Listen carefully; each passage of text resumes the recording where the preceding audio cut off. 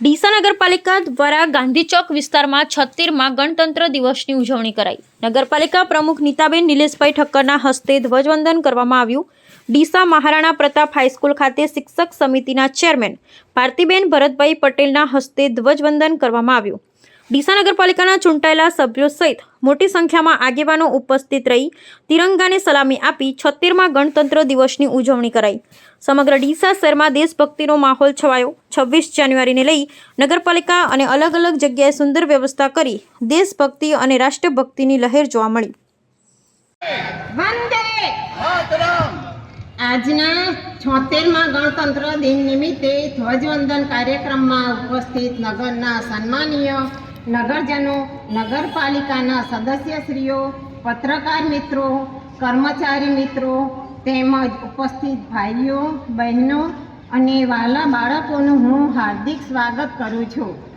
આપ સૌને 76મા ગણતંત્ર દિનની ખૂબ ખૂબ શુભકામનાઓ પાઠવું છું।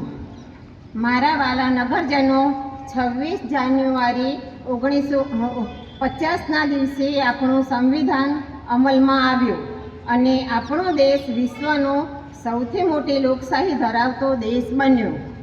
આ દેશને સક્ષમ અને મજબૂત સંવિધાન આપવાવાળા બંધારણના ઘડવૈયાઓના ચરણોમાં આજના દિવસે હું કોટી કોટી વંદન કરું છું। આજના દિવસે મને જણાવતા વિશેષ આનંદ થાય છે કે ડીસાના નગરજનોની સુખાકારી અને ડીસા નગરનો વિકાસ દિન પ્રતિદિન વધે તે માટે ડીસા નગરપાલિકાના દ્વારા આગામી સમયમાં અનેક કામોનું આયોજન કરવામાં આવેલ છે, જેવા કે રૂપિયા 3.28 કરોડના ખર્ચે ભારત માતા ગાર્ડનનું ખાતમુહૂર્ત કરી દેવામાં આવેલ છે।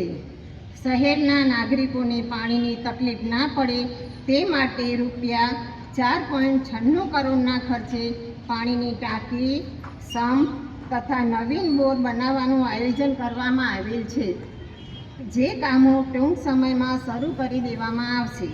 ડીસા શહેરના નાગરિકોને ખુલ્લી ગટરોથી છુટકારો મળે તે માટે રૂપિયા 34 કરોડના ખર્ચે શહેરના જે વિસ્તારોમાં ભૂગર્ભ ગટરો નથી ત્યાં ભૂગર્ભ ગટર બનાવવાનું કામ પ્રગતિમાં છે।